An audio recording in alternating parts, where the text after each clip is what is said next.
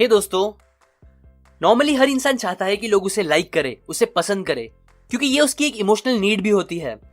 लेकिन अगर आपको किसी रीजन की वजह से ऐसी कोई नीड नहीं है, फिर भी आपको इस टॉपिक को समझना बहुत जरूरी है, क्योंकि हम इंसान सोशल क्रिएचर्स हैं, जिसे लाइफ में आगे बढ़ने के लिए, सक्सेसफुल होने के लिए, या और कुछ नहीं तो बस अपनी ही लाइफ में खुश रहने के लिए भी हमें लोगों से डील करना ही पड़ेगा कभी ना कभी। इसीलिए ये बहुत ज्यादा इंपॉर्टेंट है कि हमारी सोशल स्किल्स अच्छी हो। ज्यादातर लोग बस इसलिए सक्सेसफुल नहीं होते कि वो बहुत स्मार्ट या टैलेंटेड होते हैं, बल्कि उनके सक्सेस का एक मेन रीजन होता है उनकी सोशल स्किल्स और लोगों का उनको पसंद करना। क्योंकि फैक्ट ये है कि बहुत से लोग फ्रेंडशिप, रिलेशनशिप, बिजनेस या मिलजुल के काम करना, ये सब तो दूर की बात है, वो उन लोगों से बात करना भी पसंद नहीं करते जिन्हें वो लाइक नहीं करते। इसलिए आज मैं आप लोगों को 4 ऐसे रूल्स बताऊंगा जिसे अप्लाई करने के बाद कोई भी इंसान आपको पसंद करने लगेगा, और साथ ही साथ इससे आपकी सोशल स्किल्स भी बहुत अच्छी हो जाएगी। So let's begin. An easy way to have a good conversation. एक बार न्यूयॉर्क टेलीफोन कंपनी का पाला एक बहुत ही खतरनाक कस्टमर से पड़ गया था, जो कंपनी को हमेशा फोन करके भला बुरा बोलता था, उन्हें बहुत चिल्लाता था, बिल के पैसे नहीं भरता था, न्यूज़पेपर वालों को लेटर लिख के कंपनी की बुराइयां करता था, और यहां तक कि एंड में उसने कंपनी के ऊपर कई केस भी डाल दिए थे। सो ये सारी चीजों से परेशान होकर फिर कंपनी ने अपने सबसे एक्सपीरियंस ट्रबल शूटर लैरी को, जो कि डेल कार्नेगी के स्टूडेंट भी थे, उन्हें इस सिचुएशन को हैंडल करने भेजा। जिसके बाद ये हुआ, लैरी उससे मिलने गए और वहां उन्होंने उस आदमी की सारी बातें एकदम गौर से सुनना स्टार्ट करी और उनके हर परेशानी को अच्छे से सुन के उन्हें एग्री करते रहे। उस कस्टमर ने टोटल 3 घंटे तक गुस्से में ही उनसे बात की, फिर भी लैरी ने एंड तक कंपनी के डिफेंस में कुछ भी नहीं कहा और फिर दोनों वहां से चले गए। इसके बाद लैरी ने फिर उनका एक और इंटरव्यू लिया, जहां वापस वही चीजें रिपीट हुई, और फिर एक और इंटरव्यू हुआ।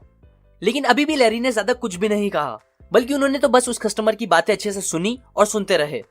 जिसका रिजल्ट ये हुआ कि उन्होंने टोटल 4 इंटरव्यू लिए। लेकिन उस चौथे इंटरव्यू के खत्म होने से पहले तक उस कस्टमर ने लैरी को अपने एक स्पेशल ऑर्गेनाइजेशन का चार्टर मेंबर बना दिया था, जिसे वो टेलीफोन सब्सक्राइबर्स प्रोटेक्टिव एसोसिएशन कहते थे, जिसके मेंबर वो लाइफ टाइम रहे, और इनफैक्ट बस वो अकेले मेंबर ही थे उस ऑर्गेनाइजेशन के। लैरी ने उस कस्टमर की हर प्रॉब्लम को सिंपैथी के साथ सुनी और समझी, बिना अपनी बात बीच में बोले या आर्ग्यू करे, जिसकी वजह से ही उस आदमी का सारा गुस्सा खत्म हो गया और उन्होंने लैरी को अपने दोस्त जैसा बना लिया। इसके बाद उन्होंने बस अपने किए गए कंप्लेंट्स ही वापस नहीं लिए, बल्कि उन्होंने अपने पुराने सारे बिल्स भी खुशी खुशी भर दिए कंपनी को। अब इस स्टोरी में वो कस्टमर अपने आप को एक डिफेंडर समझ रहा था, जो लोगों के लिए लड़ रहा है, जबकि एक्चुअल में उसे बस एक लिसनर चाहिए था, जो उनकी बातें सुन के उनकी प्रॉब्लम्स को समझ सके, जो कि लैरी ने बड़े ही अच्छे से किया। ऐसे ही बहुत बार लोगों को लगता है कि उन्हें डॉक्टर की जरूरत है, जबकि रियलिटी में उन्हें बस एक सुनने वाले इंसान की जरूरत होती है।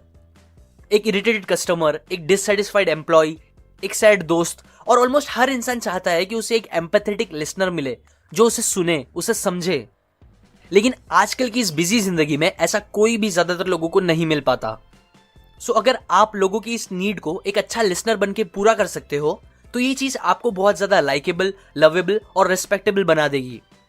लेकिन हाँ, अगर आप इसका उल्टा चाहते हो, मतलब आप चाहते हो कि लोग आपको पसंद ना करे, आपके पीछे हंसे या आपकी बुराई करे, तो उसके लिए आप बस ये करो, लोगों की बातें कभी भी अच्छे से मत सुनो, उन्हें बीच बीच में टोको, उन्हें अपने ओपिनियंस देते रहो और उन्हें हमेशा गलत बोलो। बस फिर देखो कैसे लोग आपको नापसंद करने लगेंगे। अब टू कंक्लूड, अगर आप चाहते हो कि लोग आपको पसंद करें, तो आप हमेशा सामने वाले को ज्यादा बात करने दो और उन्हें उनके बारे में बात करने के लिए एनकरेज करो। क्योंकि याद रखोगे, यूजुअली आप जिससे भी बात करोगे, उसके लिए उसकी बातें दूसरी किसी भी बातों से बहुत ज्यादा इंपॉर्टेंट और इंटरेस्टिंग होगी। उसके दांत का दर्द उसके लिए ज्यादा इंपॉर्टेंट है इस बात से कि अफ्रीका में रोज हजारों लोग भूख से मर रहे हैं। So rule number 1, be a good listener and encourage others to talk about themselves.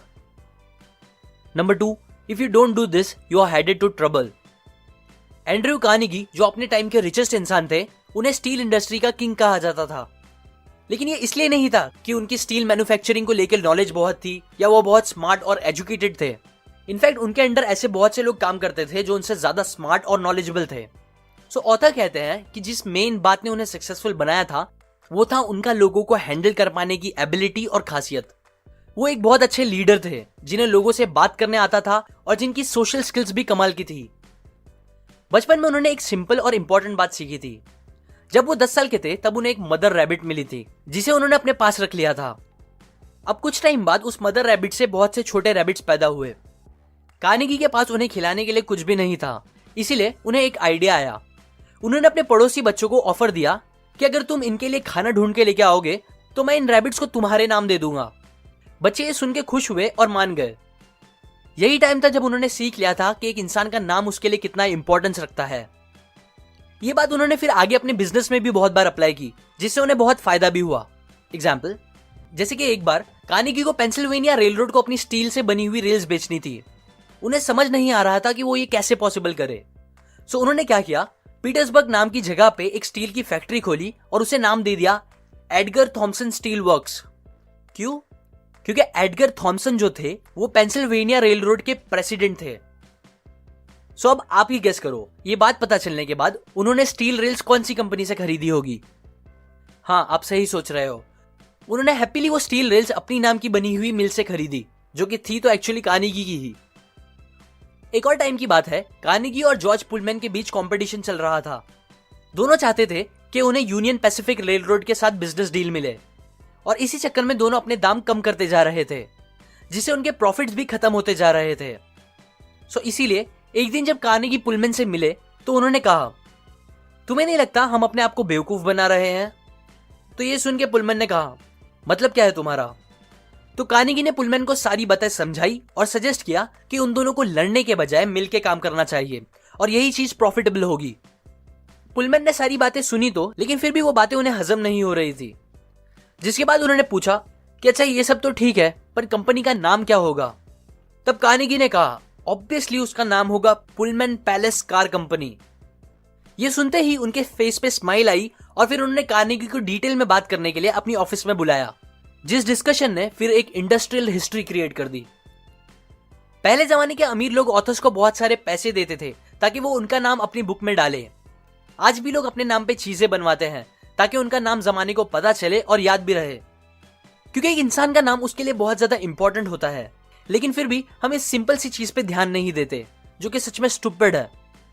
कितनी बार ऐसा होता है कि हम किसी से मिलते हैं, नाम पूछते हैं, लेकिन उसे ध्यान से सुनते भी नहीं और याद रखने की कोशिश भी नहीं करते, और फिर कभी नीड पड़ने पर हमें उनसे वापस उनका नाम पूछना पड़ जाता है। अब ये चीज लगने में तो छोटी है, पर ये सबकॉन्शियसली बहुत खराब सिग्नल देती है सामने वाले को।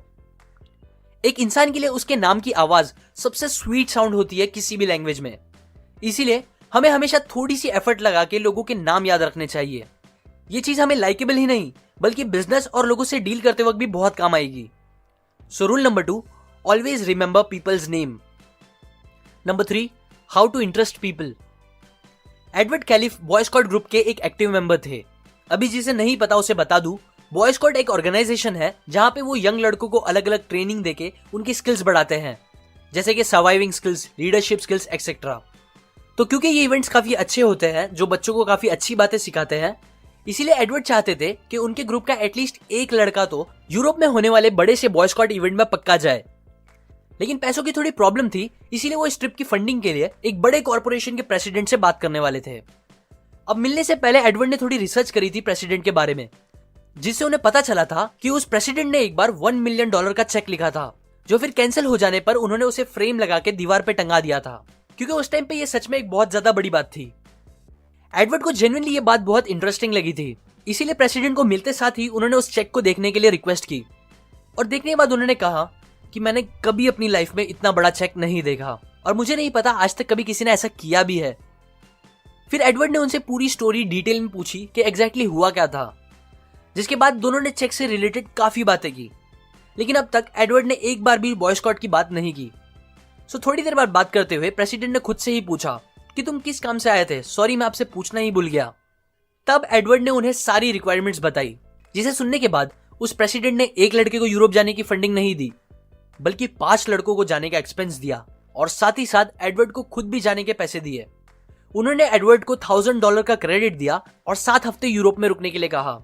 किसी भी और जरूरत के लिए वहां उन्होंने अपने ब्रांच प्रेसिडेंट का कॉन्टैक्ट नंबर भी दे दिया, और वो खुद मिलने भी गए उन लोगों से यूरोप में, जिसके बाद उन्होंने एडवर्ड और उन लड़कों को पेरिस भी घुमाया।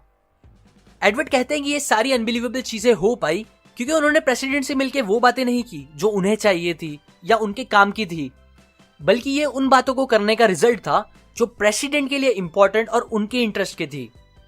इसीलिए अगर आप भी चाहते हो कि लोग आपको पसंद करें, तो आप अपनी लाइफ का थोड़ा सा टाइम निकाल के ये पता करने की कोशिश करो सामने वाले को कौन सी बात सबसे ज्यादा पसंद है और कौन सी बातें उसके इंटरेस्ट की है, और फिर उनसे उस बारे में ही बातें करो।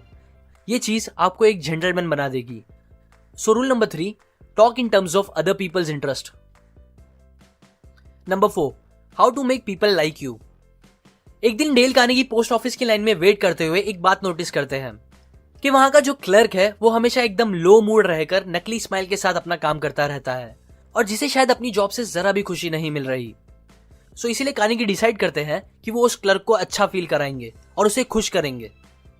कार्नेगी को पता था कि किसी को भी खुश करने के लिए जो सबसे इजी तरीका है वो है सामने वाले इंसान की कोई एक अच्छी बात को नोटिस करके उसे उसके लिए कॉम्प्लीमेंट या अप्रिशिएट करना।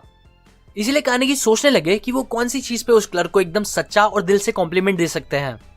यूजुअली ये करना मुश्किल होता है बिना एक इंसान को अच्छे से जाने, लेकिन ये टाइम पे कार्नेगी को वो बात फौरन दिख गई।